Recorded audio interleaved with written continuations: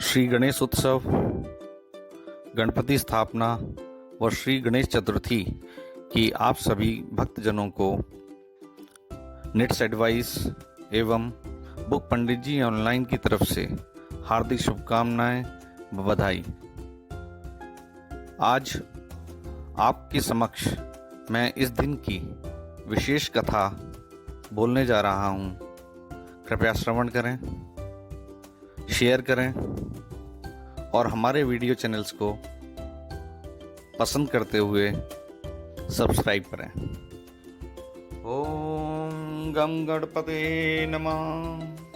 Gajanan Gananayak Ganpati Vinayak Lambodar लंबिके आदिपूज्य उमासुत Ekdant गजवदन गणाधिप Dundee ढुंडिराज द्विमात्रज द्विमातुर Bhavani नंदन पार्वती नंदन वक्रतुंड विघ्नहर विघ्नेश विघ्नेश्वर शूर्पकर्ण सिद्धि विनायक हस्तिमुख हेरंब महाकाय विघ्नराज मोददाता मोदक प्रिय मूषक वाहन विघ्ननाशक गौरीनंदन शंकर सुवन श्री गणेशाय नमः। अनेक नामों से पूजे जाने वाले देवों में प्रथम पूज्य श्री गणेश का भाद्रपद शुक्ल चतुर्थी को प्राकट्य हुआ, ऐसी लोक मान्यता है।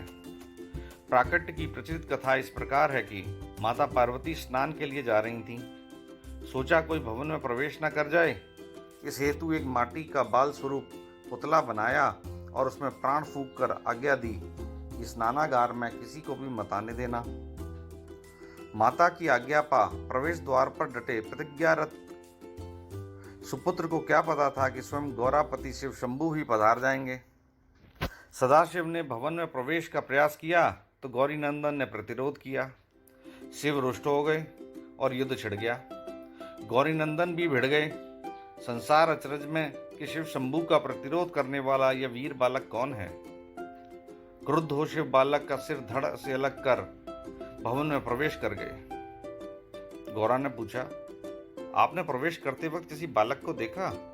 तो शिव ने कहा, हाँ मिला था और मेरे भवन में प्रवेश करने का अवरोध करने पर मैंने उसका वध कर दिया। यह सुन गौरा पार्वती विचलित हो गईं और विलाप करते हुए प्रलय का संकल्प करने को तत्पर हो गईं। परेशानी समझ वहां ब्रह्मा विष्णु आदि अन्य देवता एकत्र हो गए। शिव भी असमंजस में थे।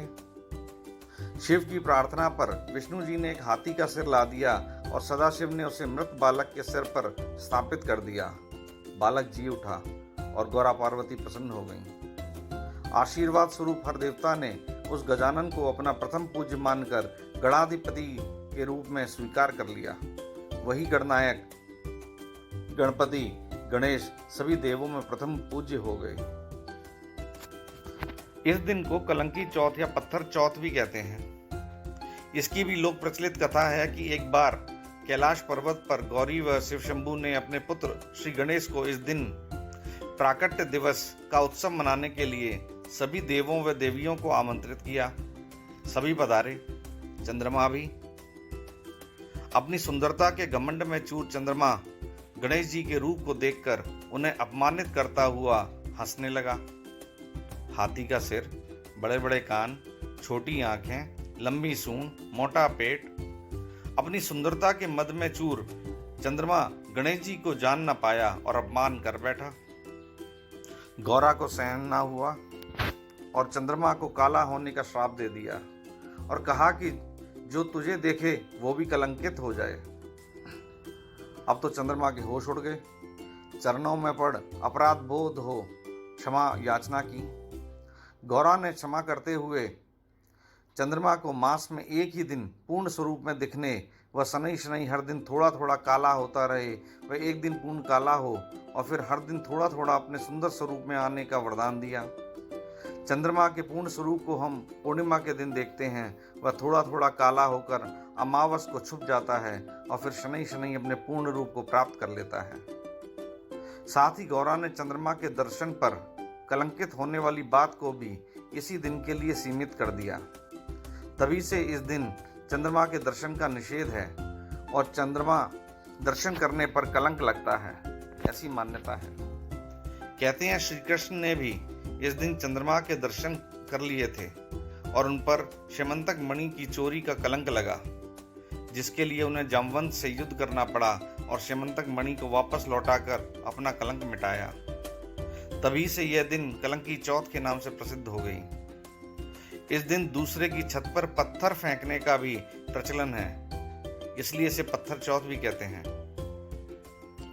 इस दिन श्री गणेश की मिट्टी की प्रतिमा को घरों में स्थापित किया जाता है। वह अनंत चतुर्दशी तक 10 दिन तक पूजन किया जाता है। वह अनंत चतुर्दशी के दिन इस प्रतिमा को बहते जल में, नदी या सागर में विसर्जन किया जाता है। यह श्री गणेशोत्सव पर्व महाराष्ट्र, विशेषकर मुंबई में 19वीं शताब्दी के उत्तरार्ध में प्रसिद्ध स्वतंत्रता सेनानी श्री गोपाल कृष्ण गोखले द्वारा लोगों को इकट्ठा करने के उद्देश्य से शुरू किया गया। वह आज भी धूमधाम से मनाया जाता है। श्री गणेश का बेसन के लड्डू व मोदक पसंद हैं। डिंक नामक चूहा मूषक उनका वाहन है। उनका स्वरूप जैसा हम जानते हैं कि गज हाथी का सिर है, मोटा पेट, 4 हाथ, हाथों में पाश, अंकुश, मोदक व वर मुद्रा होती है। कहीं कहीं एक हाथ में नींबू रखते हैं। उनके 2 दांत, एक पूरा एक टूटा। टूटे हुए दांत की कथा भगवान परशुराम से है, जिनके साथ श्री गणेश के युद्ध में परशु के प्रहार से खंडित होना बताया जाता है। श्री गणेश जी की 2 पत्नी रिद्धि व सिद्धि हैं, व उनके 2 पुत्र शुभ व लाभ हैं।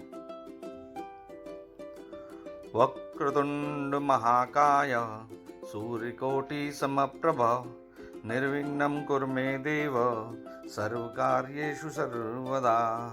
ओम श्री गम गणपते नमः। बोलिए गजानन महाराज की जय।